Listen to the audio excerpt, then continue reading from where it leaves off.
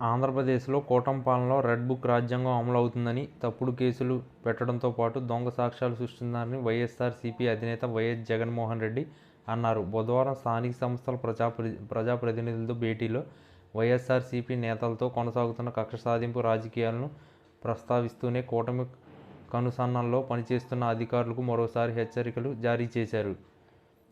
రాష్ట్రంలో red book రాజ్యాంగం అమలవుతుంది. తప్పుడు కేసులు పెడుతున్నారు, తప్పుడు సాక్ష్యాలు సృష్టిస్తున్నారు. పల్నాడులో టీడీపీలో 2 వర్గాల మధ్య ఆధిపత్య పోరులో హత్యలు జరిగాయి. హత్యకు ఉపయోగించిన వాహనం ఎవరిదో తెలుసు, చంపిన వాళ్ళు ఎవరో తెలుసు. టీడీపీలో గ్రూపు తగాదాలే దీనికి కారణమని స్వయంగా ఎస్పీ చెప్పారు. ఇప్పుడు మన పార్టీ ఇన్ఛార్జ్ పిన్నెల్లి మీద కేసులు పెట్టారు. ఇల్లీగల్ మైనింగ్ లేదని అధికారులు రిపోర్ట్ ఇస్తే తప్పుడు కేసు, తప్పుడు సెక్షన్ పెట్టి మాజీ మంత్రిని కాకాని అరెస్ట్ చేశారు. టీడీపీ కార్యాలయంపై ఘటన విషయంలో ఇప్పుడు ఆర్కే మీద కేసు పెడుతున్నారు. ఈ మధ్యకాలంలో అనేక దారుణాలు కూడా వెలుగు చూస్తున్నాము. చట్టం రాజ్యాంగం ఉల్లంఘనకు గురవుతుందని అన్నారు ఆయన. ఈసారి 2.0లో కార్యకర్తలకు ప్రాధాన్యత ఉంటుంది. రాష్ట్ర అభివృద్ధి సంక్షేమం మాత్రమే కాదు, కార్యకర్తలకు ప్రాధాన్యత ఉంటుంది. కార్యకర్తలు బాగోగులను చూసుకుంటాం. కార్యకర్తలకు జరిగిన ప్రతి కష్టం, ప్రతి అన్యాయాన్ని గమనిస్తున్నాం. అన్యాయం ఎవరు చేసినా మీకు ఇష్టం వచ్చిన పుస్తకాల్లో రాసుకోండి. మనం వచ్చిన తర్వాత ఖచ్చితంగా వడ్డీ సహా రిటర్న్ గిఫ్ట్లు ఇస్తాం అని చెప్పిన వాళ్లే కాదు, చేసిన వాళ్లే కాదు, వీళ్లతో కుట్రలు పన్నుతున్న చేయించిన వారిని కూడా సప్త సముద్రాలు అవతల ఉన్న రిటైర్డ్ అయినా సరే చట్టం ముందు నిలబెడతాం. అన్యాయాలు చేయడానికి వీరికి యూనిఫామ్ ఇవ్వలేదు. న్యాయంగా ధర్మంగా విధులు చేయడానికి వీరికి యూనిఫామ్ ఇచ్చింది అని జగన్ అన్నారు.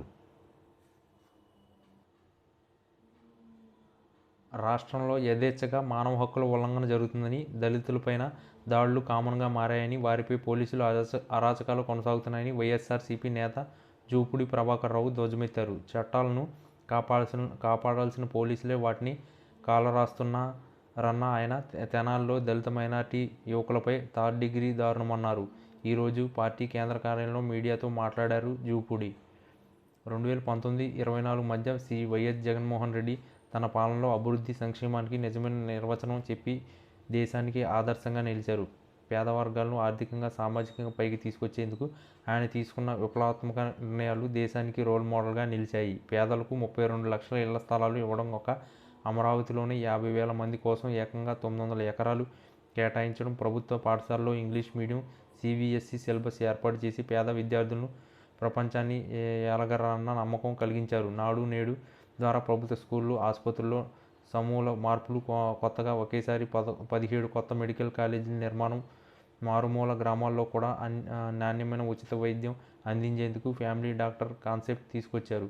అదే ఇప్పుడున్న టీడీపీ కూటమి ప్రభుత్వం ఏడాదిలో ₹1.5 లక్షల కోట్లకు పైగా అప్పు చేసిన ఒక్కటంటే ఒక్క సంక్షేమ పథకం కూడా అమలు చేయలేదు. ప్రభుత్వం అవినీతి, వైఫల్యాలు, అరాచకాలపై మా పార్టీ అధ్యక్షుడు శ్రీ వైఎస్ జగన్ నిలదీస్తే కూటమి పార్టీలకు ఇప్పటికీ సమాధానం చెప్పే ధైర్యం లేదు.